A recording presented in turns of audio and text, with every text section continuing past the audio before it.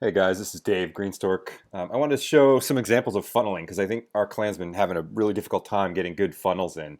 I'm going to pick on Zelos here, but I want to show you guys what went wrong in this attack because this is a clear example of where funneling has gone awry here. So if we take a look at Zelos' attack on the number 5 here, um, let's see how it plays out here.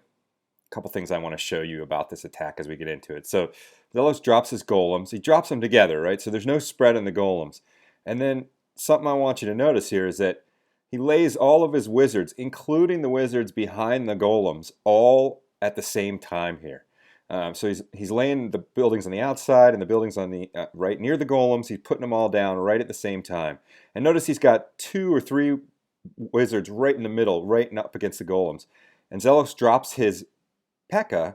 before the outbuildings are destroyed. So that P.E.K.K.A. is going to go to any structure. It doesn't matter what the structure is. It's going to go after it. So if there's outbuildings out here, that P.E.K.K.A. is just going to go around the outbuildings, right? You have to wait till all those outbuildings go down before you even drop your P.E.K.K.A.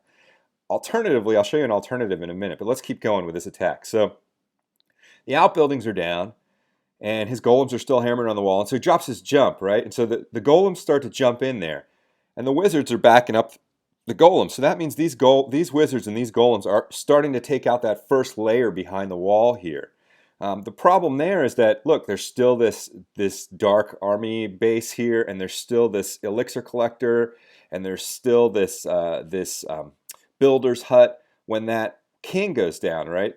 So the king, you got lucky. The king jumped in there, but that king could have easily turned sideways. And then you notice that because he dropped the jump and because that whole first layer went down, right? When he goes to drop his clan castle troops, that if we look at the P.E.K.K.A. that just got dropped way out here on the perimeter, right? That whole area of the first layer of defenses is gone. So that P.E.K.K.A. is not tracking all the way to the wizard tower or all the way to the cannon, right? He's looking at the closest building, and the closest building is this army camp up here at 9 o'clock, right? So that P.E.K.K.A. strays too.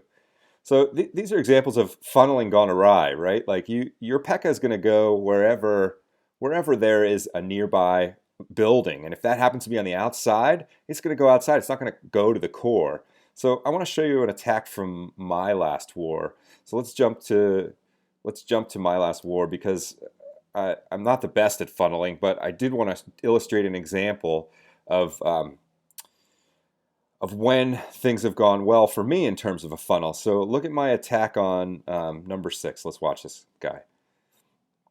I want to show you a couple things that I do in this attack that help with funneling. All right, so it's going to take me a while to get started here. So do a little luring. We'll speed this up a second. I'll do the healer.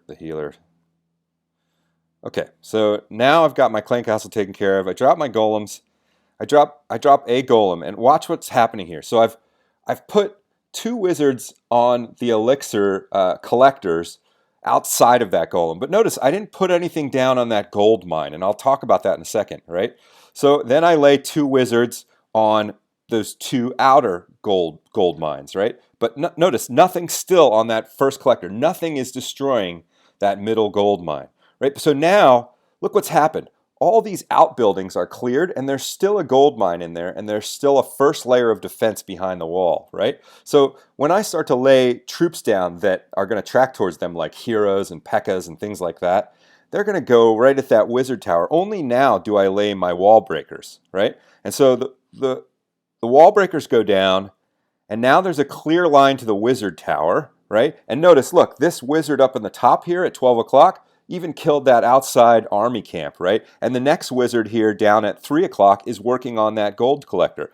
The swath is so wide, but that first line of defenses behind the wall is still uncleared. So my heroes, after the walls are broken, they're going to go straight into that core. They're going to go straight for that first line of defenses that isn't down yet. There's no reason for them to stray to the side. And the same thing would happen if I laid a P.E.K.K.A. here. So some of the keys I want to talk about funneling here are always funnel outside your golems to start with. If you can leave an outbuilding in the middle, it's worth trying to leave an outbuilding in the middle so that your P.E.K.K.A.s and your heroes will hit that outbuilding, and the next closest thing will be behind the wall or over the wall if it's a jump, or behind the wall if it's a wall breakers, right? That way, they're always tracking right behind your golem rather than looking for some outbuilding that hasn't been cleared. So it's the same thing with dragon funneling, right? You always want to start from the outside working in. With funneling wizards and funneling P.E.K.K.A.s and witches and things, that it's always good to start your wizards on the outbuildings. And what I always do is I always look at the defenses, right? So if I go back and the way I scouted this base, right? I looked at the defenses here and I said, "Ooh, what is this? What is this archer tower covering here? How far can it reach? Right? Can I drop a wizard out here and he's out of reach of the golem here?" And I looked out. I looked out on this side too, and I said, "How far is this mortar going to reach?" Right? I wasn't going to drop a wizard way out here where the mortar was going to hammer away at me, or this cannon was going to hammer away at me. I needed to make sure that it was being covered as a meat shield with my golem. So, anyways, I hope this is useful for you guys for funneling. This is what I think about when I go for a good funnel here.